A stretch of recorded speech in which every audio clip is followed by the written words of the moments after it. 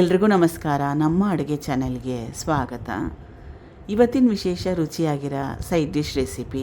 ಇದು ಬಿಸಿ ಅನ್ನ, ರಾಗಿ ಮುದ್ದೆ, ಇಡ್ಲಿ, ದೋಸೆ ಎಲ್ಲ ರೀತಿಯಾಗಿರೋ ರೊಟ್ಟಿ ಜೊತೆಗೆ ಚೆನ್ನಾಗಿರುತ್ತೆ. ಟ್ರೈ ಮಾಡಿ ಒಂದ್ಸಲ. ಸ್ವಲ್ಪ ಡಿಫ್ರೆಂಟಾಗಿ ಕೂಡ ಇರುತ್ತೆ. ಮೊದಲನೇ ಸ್ಟೆಪ್ಪಲ್ಲಿ ಬಾಣಲೆ ಇಟ್ಕೊಂಡಿದ್ದೀನಿ. 1 ಚಮಚದಷ್ಟು ಎಣ್ಣೆ, ಕಡಲೆಬೇಳೆ 1 ಟೇಬಲ್ ಸ್ಪೂನಷ್ಟು, ಧನಿಯಾ ಅಥವಾ ಕೊತ್ತಂಬರಿ ಬೀಜ 1 ಟೇಬಲ್ ಸ್ಪೂನಷ್ಟು ಸೇಮ್ ಕ್ವಾಂಟಿಟಿಯಲ್ಲಿ, ಜೀರಿಗೆ ಅರ್ಧ ಚಮಚದಷ್ಟು. ಇದ್ರ ಕ್ವಾಂಟಿಟಿ ಸ್ವಲ್ಪ ಕಡಿಮೆ. ಎಷ್ಟು ಧನಿಯಾ ಉಪಯೋಗ ಮಾಡಿರ್ತೀವಲ್ಲ ಅದರಲ್ಲಿ ಅರ್ಧದಷ್ಟು ಜೀರಿಗೆ ತೊಗೋಬೇಕು. ಮೆಂತ್ಯ ಕಾಳು ಸ್ವಲ್ಪ 1/4 ಚಮಚದಷ್ಟು ಅಥವಾ ಸುಮಾರು ಒಂದು 15ರಿಂದ 20 ಕಾಳಷ್ಟು. ಉದ್ದಿನ ಬೇಳೆ 1 ಟೇಬಲ್ ಸ್ಪೂನಷ್ಟು. ಗ್ಯಾಸ್ ಸ್ಟವ್ನ ಲೋ ಫ್ಲೇಮ್ನಲ್ಲಿ ಇಟ್ಕೊಂಡು ಸುಮಾರು 2ರಿಂದ 3 ನಿಮಿಷ ಚೆನ್ನಾಗಿ ಬಿಸಿ ಮಾಡ್ಕೋಬೇಕು. ಸುವಾಸನೆ ಪರಿಮಳ ಬರಬೇಕು ಅಲ್ಲಿವರೆಗೂ. ಆಗಾಗ ಕಲಿಸ್ತಾನೆ ಇರಬೇಕು, ಇಲ್ಲಾಂದರೆ ಸಿದೋಗುತ್ತೆ. ಹೈ ಫ್ಲೇಮ್ ಬೇಡ. ಸುಮಾರು 2ರಿಂದ 3 ನಿಮಿಷ ಆದಮೇಲೆ ಎಲ್ಲ ಪದಾರ್ಥಗಳನ್ನ ಚೆನ್ನಾಗಿ ಬಿಸಿ ಮಾಡ್ಕೊಂಡಿದ್ದೀನಿ. ಸುವಾಸನೆ ಬರ್ತಾಯಿದೆ. ಉದ್ದಿನಬೇಳೆ ಸುವಾಸನೆ ಅಂತೂ ಸಖತ್ತಾಗಿದೆ. ಬ್ಯಾಡಗಿ ಒಣಮೆಣಸಿನ್ಕಾಯಿ ಸುಮಾರು 3ರಿಂದ 4 ಇದರಿಂದ ಬಣ್ಣ ಚೆನ್ನಾಗಿ ಬರುತ್ತೆ.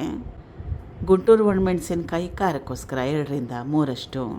ಕರಿಬೇವಿನ ಎಲೆಗಳು ಸುಮಾರು 10ರಿಂದ 15. ಸಣ್ಣ ಲಿಂಬೆಹಣ್ಣು ಸೈಜಷ್ಟು ಹುಣಸೆ ಹಣ್ಣು. ಸಣ್ಣ ತೆಂಗಿನಕಾಯಲ್ಲಿ ಅರ್ಧ ಹೋಳಷ್ಟನ್ನ ಉಪಯೋಗ ಮಾಡಿದ್ದೆ. ಒಣಕೊಬ್ಬರಿ ಮನೇಲಿದ್ದರೆ ಅದನ್ನು ಕೂಡ ಉಪಯೋಗ ಮಾಡ್ಬೋದು. ಮತ್ತೊಮ್ಮೆ ಸುಮಾರು 2ರಿಂದ 3 ನಿಮಿಷ ಬಿಸಿ ಮಾಡ್ಕೋಬೇಕು. ಆಗಾಗ ಕಲಿಸ್ತಾನೆ ಇರಬೇಕು. ಮೊದಲೇ ಹೇಳ್ದಂಗೆ ಮನೆಯಲ್ಲಿ ಒಣಕೊಬ್ಬರಿ ಇದ್ದರೆ ಅದನ್ನು ಕೂಡ ಉಪಯೋಗ ಮಾಡ್ಬೋದು. ಹಸಿ ತೆಂಗಿನಕಾಯಿಗೆ ಬದಲು, ಕಾಯಿ ಚೂರುಗಳಿಗೆ ಬದಲು. ಸುಮಾರು 3ರಿಂದ 4 ನಿಮಿಷ ಆದಮೇಲೆ ಎಲ್ಲ ಪದಾರ್ಥಗಳನ್ನ ಚೆನ್ನಾಗಿ ಬಿಸಿ ಮಾಡ್ಕೊಂಡಿದ್ದೀನಿ. 1 ಹಿಡಿಯಷ್ಟು ಕೊತ್ತಂಬರಿ ಸೊಪ್ಪು ಕೊನೆಯಲ್ಲಿ. ಇದನ್ನು ಕೊನೆಯಲ್ಲೇ ಹಾಕ್ಕೊಳ್ಳಿ. ಕೊತ್ತಂಬರಿ ಸೊಪ್ಪನ್ನ ಹಾಕ್ಕೊಂಡ್ಮೇಲೆ ಗ್ಯಾಸ್ ಸ್ಟವ್ನ ಆಫ್ ಮಾಡ್ಕೋಬೋದು. ಇದನ್ನು ರುಬ್ಕೋಬೇಕು. ಈಗ ತುಂಬಾ ಜಾಸ್ತಿ ಬಿಸಿ ಇದೆ, ತಣ್ಣಗಾಗಲಿ. ಹುರ್ಕೊಂಡಿರೋ ಪದಾರ್ಥಗಳೆಲ್ಲ ತಣ್ಣಗಾಗಿದೆ. ಮಿಕ್ಸಿ ಜಾರ್ಗೆ ಸೇರಿಸ್ಕೊಂಡು ರುಬ್ಕೊಳ್ತಾ ಇದ್ದೀನಿ. ರುಚಿಗೆ ತಕ್ಕಷ್ಟು ಉಪ್ಪು, 1 ಬಟ್ಲಷ್ಟು ನೀರು. ಚೆನ್ನಾಗಿ ನುಣ್ಣಗೆ ರುಬ್ಕೋಬೇಕು. ರುಬ್ಬಿದ್ದಾಗಿದೆ. ನಾನು ಸ್ವಲ್ಪ ಗಟ್ಟಿಯಾಗಿ ರುಬ್ಕೊಂಡಿದ್ದೀನಿ.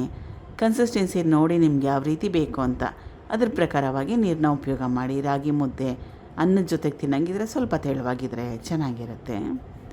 ಒಗ್ಗರಣೆ ಸೇರಿಸ್ಕೊತಾ ಇದ್ದೀನಿ. ಇದರ ಮೇಲೆ ಒಗ್ಗರಣೆಗೆ ಎಣ್ಣೆ, ಸಾಸಿವೆ, ಇಂಗು, ಒಣಮೆಣಸಿನ್ಕಾಯಿ, ಕರಿಬೇವಿನ ಸೊಪ್ಪು, ಉದ್ದಿನಬೇಳೆ, ಕಡಲೆಬೇಳೆನ ಉಪಯೋಗ ಮಾಡಿದ್ದೆ.